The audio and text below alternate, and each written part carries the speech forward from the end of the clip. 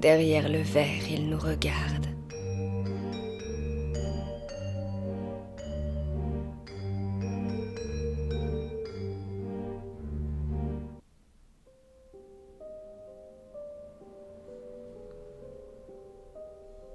Aujourd'hui, je me pose de plus en plus de questions sur le monde autour de moi. Avant, j'avais toujours des choses à apprendre, mais maintenant, je commence à comprendre ce qu'est l'ennui. Les gens derrière les murs n'ont plus le même regard sur moi. Le matin, ils passent vite. Certains regardent sans s'arrêter, d'autres s'arrêtent sans regarder vraiment. Je les connais un peu quand même à leur façon de marcher. Il y a ceux qui rient, ceux qui parlent fort, ceux qui baissent les yeux mais qui reviennent quand même le lendemain. Quand je fais le geste qu'ils aiment, ils me donnent des choses. J'ai appris à reconnaître ce qu'ils aiment. Les mains dans les cheveux, le corps droit, les yeux levés. Je ne sais pas pourquoi c'est bien, mais je sais quand ça l'est. Le verre est propre aujourd'hui. Je peux me voir dedans quand il n'y a personne derrière. Parfois, je m'entraîne à sourire comme eux. Ils restent un moment, puis ils repartent. Toujours.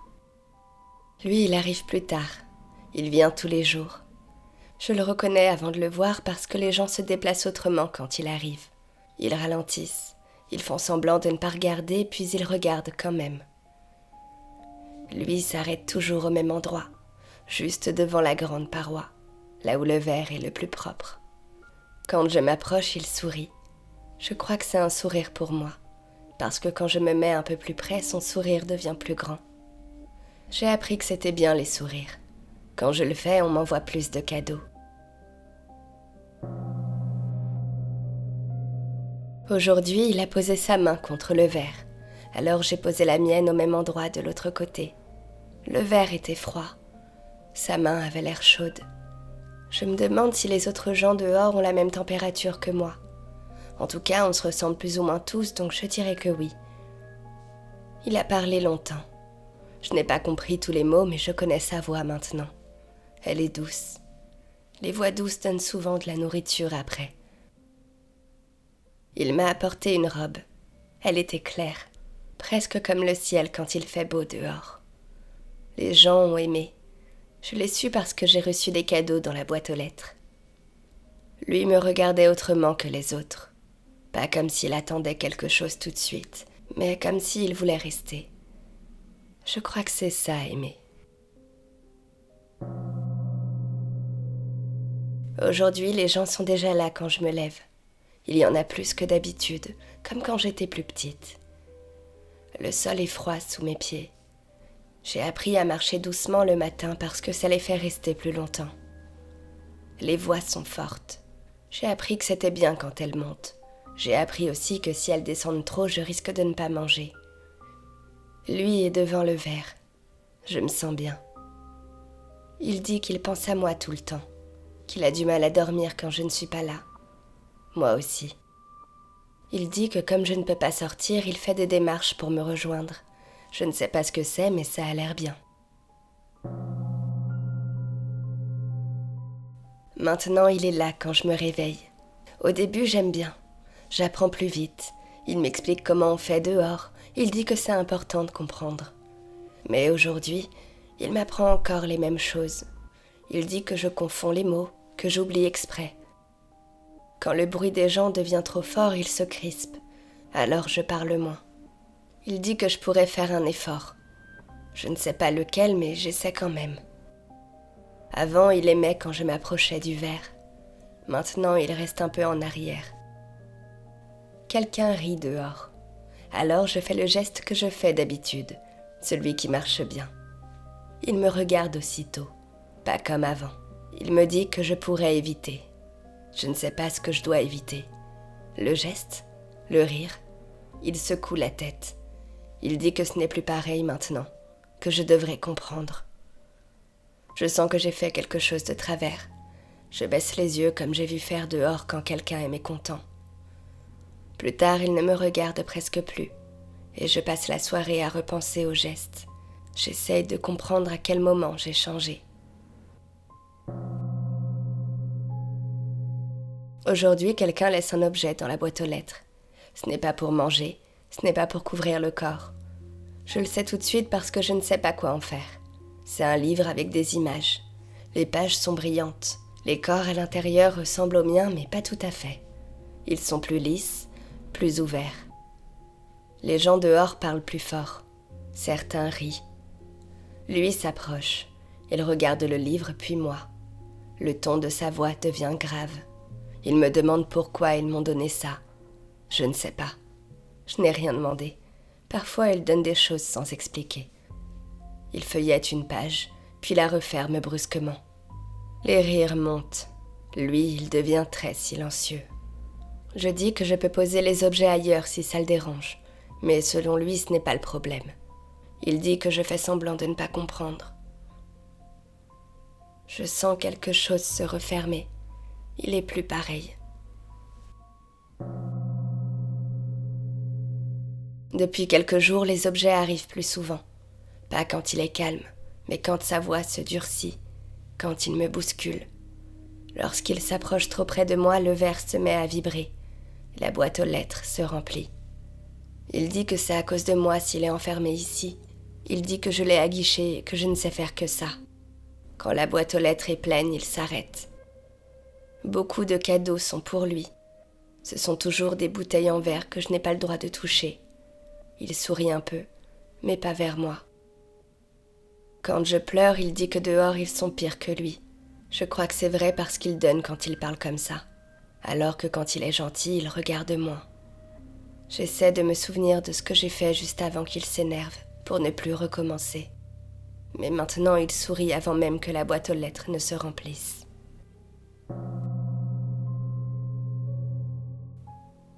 Aujourd'hui, mon corps ne fait plus exactement comme avant.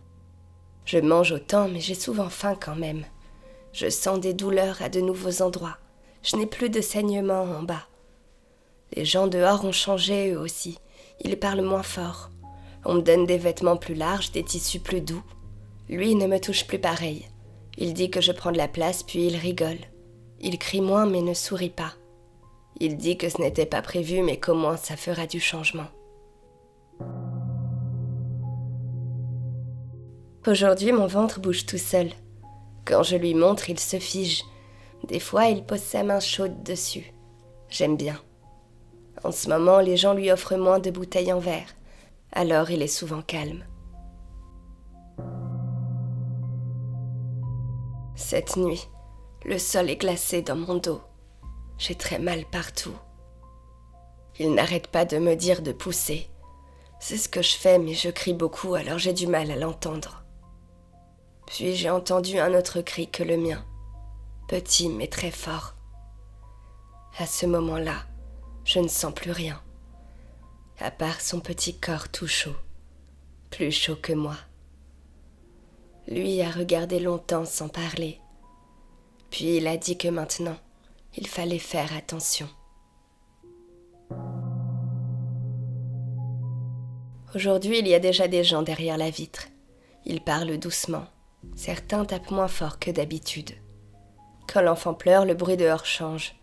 Les mains se lèvent et la boîte aux lettres se remplit à une vitesse folle. Lui a posé sa main sur mon épaule. Il a dit de ne pas m'inquiéter, que les gens avaient peur pour lui et que c'était normal.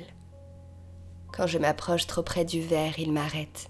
Il dit que c'est pas prudent, que je dois rester au lit. Il prend l'enfant dans ses bras et me dit que maintenant on a de quoi s'en sortir. Je ne sais pas de quoi il veut se sortir.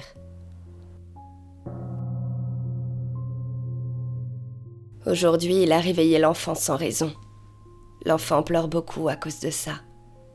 Il dit qu'il faut que je le nourrisse tout de suite. Moi, je ne crois pas qu'il ait faim. Mais il dit que c'est comme ça qu'on fait dehors. Quand l'enfant me mange, le bruit monte. Les objets tombent dans la boîte. Là, l'enfant ne me mange pas. Il l'avait déjà fait tout à l'heure. Mais il me dit que c'est pas grave, que je dois quand même continuer. Depuis quelques jours, il garde l'enfant plus longtemps. Aujourd'hui, il l'a pris avant moi. Il le tient mal, je trouve, trop loin de son corps. Mais il dit que c'est normal. Quand l'enfant fait un bruit, même petit, les têtes se lèvent toutes en même temps. Il marche avec l'enfant le long du verre. Il s'arrête là où les gens voient le mieux. Il leur dit que l'enfant va bien, qu'il est fragile, Quelqu'un laisse quelque chose dans la boîte aux lettres, puis autre chose, encore. Quand je tends les bras, il me dit d'attendre. D'après lui, je suis trop nerveuse. Quand je m'approche, il me dit de rester où je suis, que je dois lui faire confiance, que c'est pour nous deux. L'enfant ne pleure pas, il regarde le plafond. Quand enfin il me le rend, je le serre contre moi. Derrière la vitre, les gens tapent un peu plus fort. Ce jour-là, je comprends que ce n'est pas moi qu'ils regardent et que ce n'est pas lui qu'ils veulent. C'est ce que je tiens.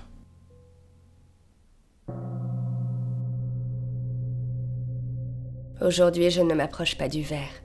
Il me regarde, ne dit rien tout de suite. L'enfant dort contre moi. Je reste assise, le sentant chaud et fragile contre mon corps. Derrière la vitre, les gens attendent. Lui me dit d'avancer. Je ne bouge pas. Il répète. Sa voix est plus sèche, presque étrangère. Je dis que l'enfant n'a pas faim, qu'il a besoin de calme. C'est vrai. Le bruit dehors descend un peu. Quelqu'un tape contre le verre. La boîte reste vide. Il s'approche de moi. Il dit que je fais exprès, que je le fais passer pour un monstre. Je serre l'enfant plus fort contre moi. Je sens son cœur battre sur ma poitrine. Il me dit que sans lui, je ne suis rien, puis tend la main vers l'enfant.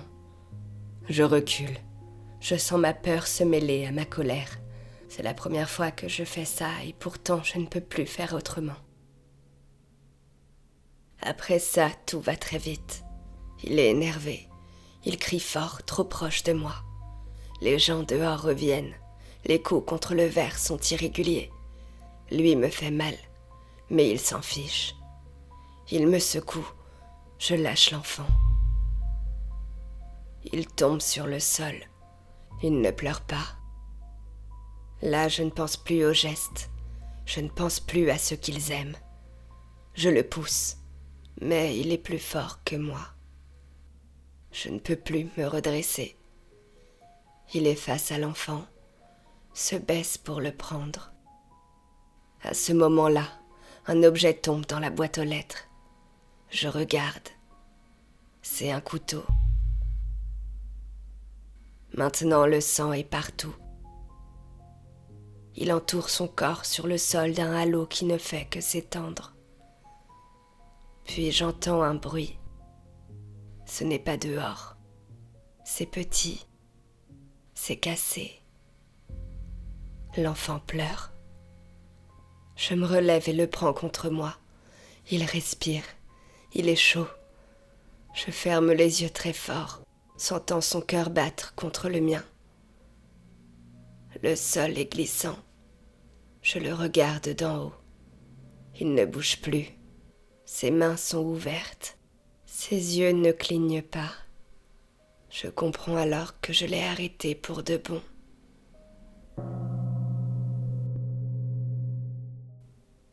Aujourd'hui, l'enfant pleure contre moi. Dehors, il tape encore. Je tire le tissu sur l'enfant. Je me dis que s'ils ne voient rien, ils finiront par partir. Mais ils voient toujours tout. Je lève la tête. Le verre est propre. Trop propre. Le sol est rouge. Lui a un peu changé. Il a maigri. Il a une odeur plus forte. Il n'est plus du tout chaud. Je veux le déplacer, mais il est trop lourd. Mes mains sont rouges aussi maintenant. Les coups redoublent. Ma tête me fait mal. Je m'approche du verre et pose ma main sur la vitre. Le rouge s'étale. Dehors, les silhouettes reculent. Alors je recommence, plus haut, plus large. Le verre devient trouble. Je ne fais pas ça pour me cacher. Je fais ça pour qu'il ne voie plus. Quand le verre devient sombre, je m'arrête. Je retourne m'asseoir. L'enfant dort. Et pour la première fois, je ne sais pas s'ils sont encore là.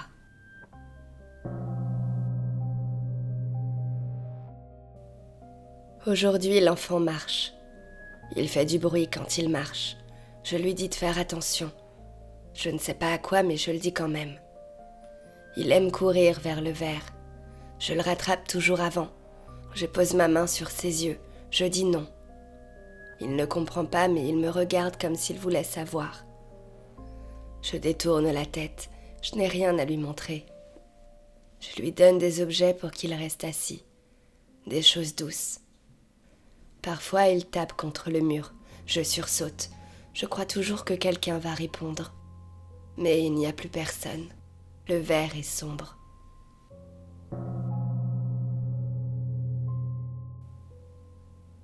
L'enfant est grand maintenant. Il parle beaucoup. Il pose des questions que je n'aime pas. Il me demande ce qu'il y a derrière le verre. Je lui dis que ce n'est pas important. Il insiste. Je lui dis que c'est dangereux. Il me croit. Je le vois dans ses yeux. Mais il regarde quand même. Le verre est toujours sombre. Parfois il s'en approche. Pas trop. Comme s'il avait peur que quelque chose sorte. Je lui dis de rester près de moi. Je le dis souvent. Il me dit qu'il n'est plus un enfant. Je ris. Trop fort. Alors il sursaute. Il dit que je fais du bruit. Je regarde autour de nous. Je vérifie le verre. Je vérifie la boîte aux lettres. Je vérifie qu'il n'y a rien. Je vérifie quand même. Il me demande pourquoi je touche toujours le mur. Je lui dis que c'est pour être sûr. Il me demande de quoi. Je ne sais pas répondre. Il dit qu'il aimerait voir le ciel pour de vrai. Je dis que le ciel est dangereux.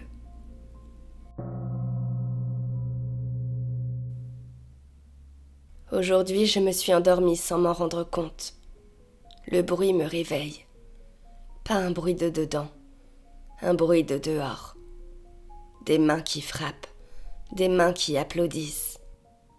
Je me redresse d'un coup, mon cœur bat trop vite, je cherche l'enfant. Il est debout devant le verre, avec un chiffon dans la main. Un coin est propre, trop propre. Je reste figée.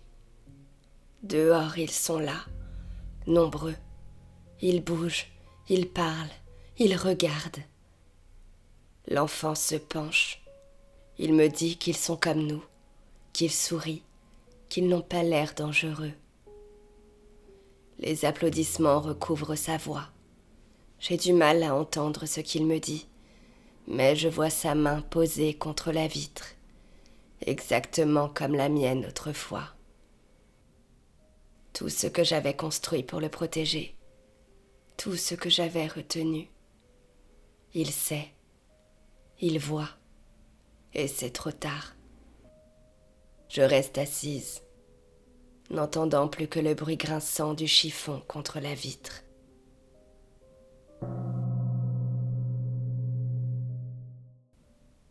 Aujourd'hui, l'enfant me demande pourquoi je lui ai menti. Je ne sais pas quoi répondre. Il me dit que les gens à l'extérieur lui donnent plein de choses, qu'ils sont tous très gentils avec lui. Il dit qu'à cause de moi, il est enfermé ici, qu'il n'a jamais demandé à être là. Je lui explique qu'il est arrivé sans prévenir et que selon son père, c'était normal. Il me répond qu'il aurait préféré son père plutôt que moi, car les hommes dehors sont plus gentils. Les gens dehors lui disent que je suis quelqu'un de mauvais, que j'ai tué son père. Mais je n'ai pas fait exprès. Il me demande pourquoi les gens dehors ont des bracelets et pas nous. Je ne sais pas. Il me demande pourquoi les gens dehors sont tous habillés pareil. Je ne sais pas non plus. Son père était habillé comme ça lui aussi. Il me demande pourquoi j'ai peur des gens de dehors. Je ne sais toujours pas.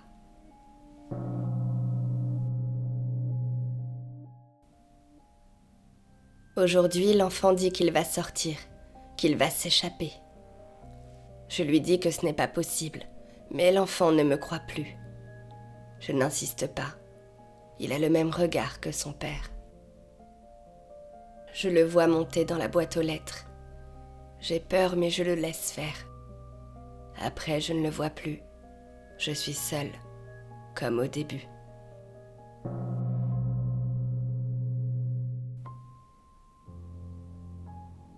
Aujourd'hui, l'enfant revient. Mais il n'est pas avec moi. Il est dehors. Il m'a manqué. Il pose sa main contre la vitre et je pose la mienne au même endroit de l'autre côté. Quelque chose dans son regard a changé. Il n'est plus exactement celui que j'ai vu grandir. Il porte un bracelet et les mêmes vêtements que ceux de dehors. Je lui demande comment c'est à l'extérieur. Sa voix tremble. Il me raconte.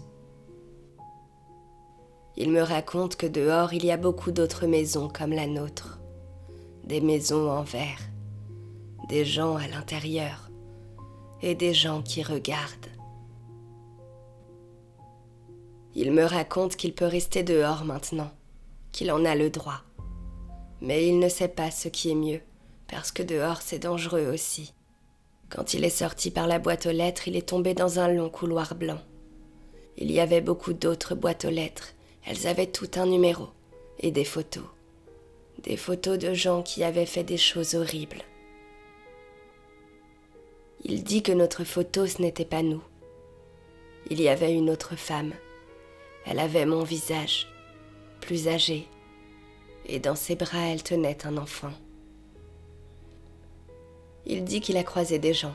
Ils lui ont donné des vêtements, un bracelet. Il disait qu'il était malin. Il les a suivis et a vu l'extérieur. Mais l'extérieur est aussi derrière du verre. Les gens y dorment tous ensemble. Ils se prennent des choses, se les échangent, se font mal parfois. Ils regardent les gens dans les maisons. Ils appellent ça divertissement. Les plus craintifs veulent y entrer. Les plus forts s'en fichent. Il dit que lui sera fort. Alors il n'a pas peur de dehors. Je le regarde. Mes yeux piquent. Il me demande si ça va, si j'ai besoin de quelque chose. Je dis que non. Tout va bien. Avant de partir, il se retourne. Il regarde le verre. Il tapote doucement. Puis il sourit. Mais pas vers moi, vers eux.